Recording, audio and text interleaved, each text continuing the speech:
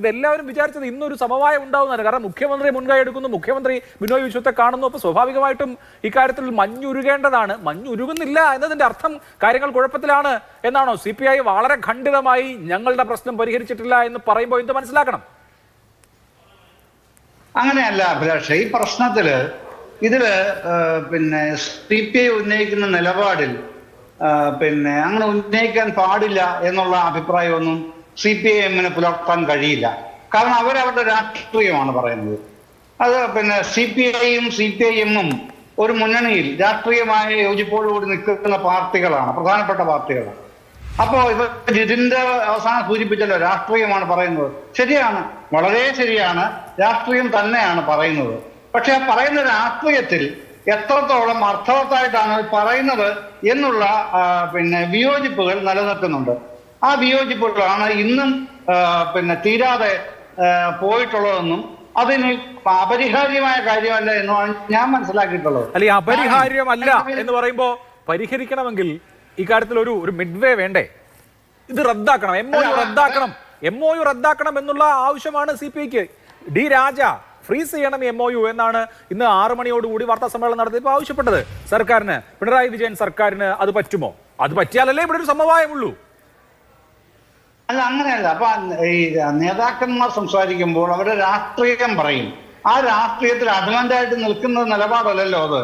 അത്തരം അഡമന്റായിട്ടുള്ള നിലപാടാണെങ്കിൽ താങ്കൾ പറഞ്ഞതുപോലെ ബുദ്ധിമുട്ടാണ്. അങ്ങനെയല്ല, ഇത് നിർബന്ധ ബുദ്ധിയോടെ അല്ലെങ്കിൽ ശാഠ്യത്തോടെ അങ്ങനെ ചെയ്യണം എന്നുള്ളതല്ലല്ലോ. ഇപ്പൊ PM ശ്രീയിൽ ഒപ്പിട്ടു.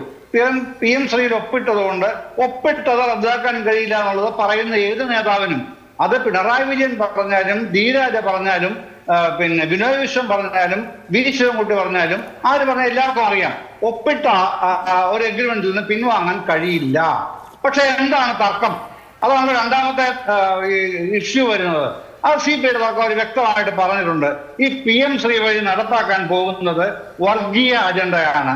വിദ്യാഭ്യാസത്തിൽ കാവ്യവൽക്കരണം നടപ്പിലാക്കാനുള്ള പരിപാടിയാണ് PM ശ്രീയിലൂടെ കേന്ദ്ര ഗവൺമെന്റ്, കേന്ദ്ര സർക്കാർ, BJP-യും RSS-ഉം NDA മുന്നണിയൊക്കെ ശ്രമിക്കുന്നത്. അതിനോട് വിട്ടുവീഴ്ചയില്ലാതെ എതിർക്കും. ഇതാണ് നിലപാട്. ആ നിലപാട് തന്നെയാണ് CPIM-നുമുള്ളത്. അത് വെറുതെ പറയുന്നതല്ല. അപ്പൊ ഈ PM ശ്രീ മിനിഞ്ഞാന്ന് ഒപ്പിട്ടാണല്ലോ അഭിലാഷ ഉള്ളത്. പക്ഷെ അതിനു മുൻപ് ഈ ഒപ്പിട്ട സാധനം ഉണ്ടല്ലോ, ഇതുമായി ബന്ധപ്പെട്ട് തന്നെ. അതാണല്ലോ ഈ പ്രധാനമന്ത്രി ഉച്ചതല ശിക്ഷാ അഭിയാൻ എന്ന് പറയുന്ന PM ഉഷ എന്ന് പറയുന്ന പദ്ധതി. ആ പദ്ധതി ചെറിയ കാര്യമൊന്നുമല്ല കേട്ടോ. ആ പദ്ധതിക്കകത്ത് പറഞ്ഞിരുന്ന ഒരു വ്യവസ്ഥയുണ്ട്. ഒരു വ്യവസ്ഥയില്ല, ഒന്നിലേറെ വ്യവസ്ഥയുണ്ട്. അതിലേറ്റവും കട്ടിയായിട്ടുള്ള ഒരു വ്യവസ്ഥ. ഹലോ ഹലോ, കേൾക്കാം. അത് ഏറ്റവും കടുകട്ടിയായിട്ടുള്ള ഒരു വ്യവസ്ഥ എന്ന് പറയുന്നത് ഈ ഇന്ത്യ നോളജ് സിസ്റ്റം കേരളത്തിൽ നടപ്പിലാക്കണം എന്നുള്ളതായിരുന്നു അവരുടെ പ്രധാനപ്പെട്ട ഒരു ഡിമാൻഡ് എന്ന് പറയുന്നത്.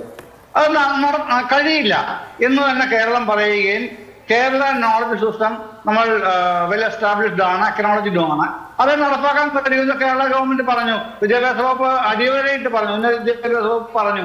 അത് തന്നെയാണ് നടപ്പിലാക്കിയത്. ഞാൻ കേൾക്കുന്നുണ്ടെന്ന് വിശ്വസിക്കുന്നു അഭിലാഷ്. ഉണ്ടല്ലോ അല്ലെ? അപ്പൊ അതൊരു പ്രധാനപ്പെട്ട പ്രശ്നമാണ്. അതുകൊണ്ട് തീർന്നില്ല കേട്ടോ. ഈ Kerala resources for education administration and planning എന്ന് പറഞ്ഞ KREAP എന്ന് പറഞ്ഞൊരു പദ്ധതി, പ്രോജക്റ്റ്, സോഫ്റ്റ്വെയർ കേരളം ഡെവലപ്പ് ചെയ്തതാണ്. അതിലേക്കാണ് നമ്മൾ പോയത്. അപ്പൊ അത്തരത്തിൽ സിലബസിലും കരിക്കുലത്തിലും ഇടപെടാനായിട്ട് യാതൊരു അധികാരവും ഇത് കൊടുക്കില്ല എന്നുള്ളത് നമ്മളുടെ വെറുതെ പറച്ചിൽ മാത്രമല്ല, നിലപാടാണ്, നടപ്പാക്കലാണ്. ശരി, അപ്പോ കരിക്കുലത്തിൽ അങ്ങനെ ഒരു പ്രശ്നം വരുന്നില്ലെങ്കിൽ പിന്നെ എന്തിന് എതിർക്കണം? അത് CPI ആണ് വിശദീകരിക്കുന്നത്.